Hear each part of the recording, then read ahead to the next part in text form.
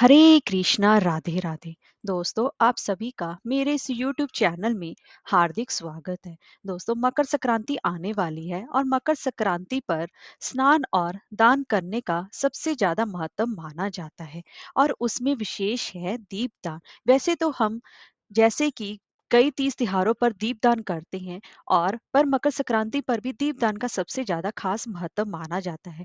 मकर संक्रांति पर 14 का अंक सबसे ज्यादा महत्वपूर्ण माना जाता है। तो आप 14 की संख्या में दीपदान करते हैं। तो दोस्तों, आज की हम इस वीडियो में बात करेंगे कि मकर संक्रांति पर 14 दीपकों का दान हमें कब और कैसे करना चाहिए। तो चलिए वीडियो शुरू करते हैं। दोस्तों, दीपदान है क्या? दीपक का दान करना या फिर दीप को जलाकर किसी उचित स्थान पर रखना दीपदान कहलाया जाता है। यह प्रभु के समक्ष निवेदन प्रकट करने का एक तरीका माना जाता है। इसी को हम दीपदान कहते हैं। दीपदान सबसे उत्तम दानों में से एक माना जाता है। तो दोस्तों, इस मकर संक्रांति पर जो कि 15 जनवरी 2024 को मनाई जा रही है, इस मकर संक्रांति पर आपको विशेष रूप से दीपदान करना चाहिए। सूर्यास्त के बाद दीपदान करने का सबसे ज्यादा महत्व माना जाता है। उसी समय आपको दीपदान करना चाहिए।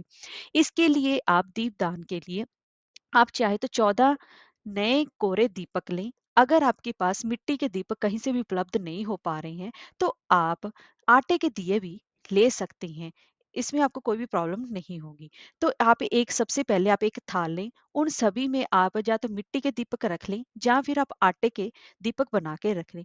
अब आप लंबी या फिर गोल बाती लें और अब आपको दीपदान करने के लिए तेल चाहिए होगा। तो तेल के लिए आप चाहे तो तिल का तेल लेंगे तो अति उत्तम है। अगर आपके पास तिल का तेल उपलब्ध नहीं है, तो आपके पास अगर सरसों का तेल उपलब्ध है, आप तो उसमें भी आप दीपदान कर सकती हैं। अभी आप इन सबको इकट्ठा करके सभी में तेल और दिया रख लीजिए और उसके बाद आप दियों को कभी भी खाली नहीं पूजा जाता। तो ऐसे में आप दिए दिए के ऊपर आप एक एक रोली का टीका लगा दें और उसमें थोड़े थोड़े आप उसमें तिल डाल दें, क्योंकि कभी भी खाली दिया नहीं रखा जाता।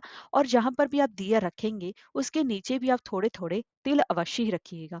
अब आपको अभी इन सभी दियों को आपको एक साथ मिन्स लेना है और मिन्स लेने पर कुछ दक्षिणा निकाल देनी है। अब आपके इनको कहाँ कहाँ रखना है आप ये जान लीजिए। सबसे पहले तो आपको अपने घर के मंदिर में एक दिया भगवान जी के समक्ष, जिस भी देवी देवता को आप मानते हैं वहां पर आपको अवश्य ही रखना चाहिए। और उसके बाद आपको दूसरा तीसरा दिया आप अपने घर की चौखट पर अवश्य ही रखना चाहिए। ऐसा करने से माँ लक्ष्मी अत्यंत ही प्रसन्न होती है।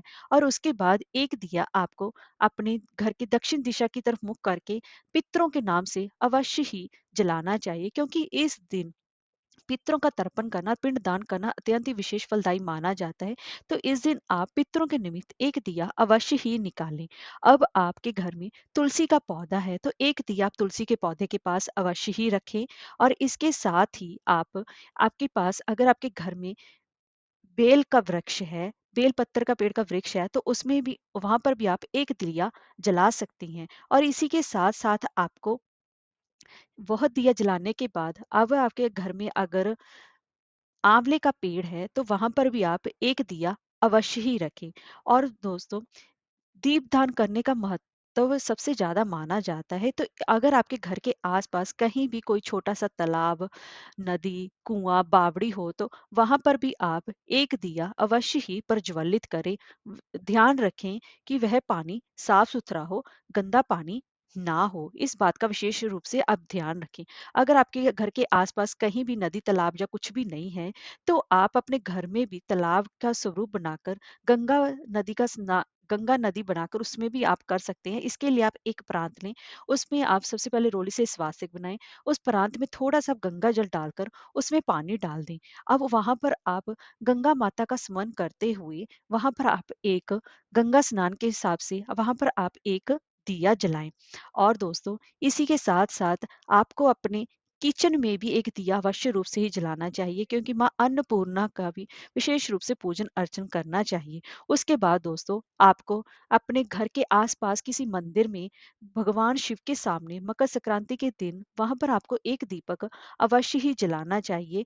और इसी के साथ साथ मंदिर के अगर आपके मंदिर में पीपल का पेड़ है, तो वहां पर भी आपको एक दिया अवश्य ही जलाना चाहिए। और इसके साथ ही अगर एक बड़ का वृक्ष है, तो वहां पर भी आपको एक दिया अवश्य ही जलाना चाहिए। और इसके साथ ही आपको एक दिया अपने आसपास की किसी गौशाला में जाकर ज़रूर ही जलाना चाहिए और उस दिन गायों को हरा चारा भी अवश्य रूप से खिलाना चाहिए। और इसी के साथ-साथ आपको अगर आपके दिए आप घर में भी जगह-जगह रख सकते हैं और एक आकाश दीपदान आप अवश्य रूप से करें। इस दिन आकाश दीपदान का भी सबसे ज़्यादा विशेष महत्व माना जाता है। इस तरीके से आप इन 14 दियों का दीपदान इस मकर संक्रांति पर अपनी समर्था के अनुसार अवश्य ही करें। हरे कृष्णा, राधे राधे।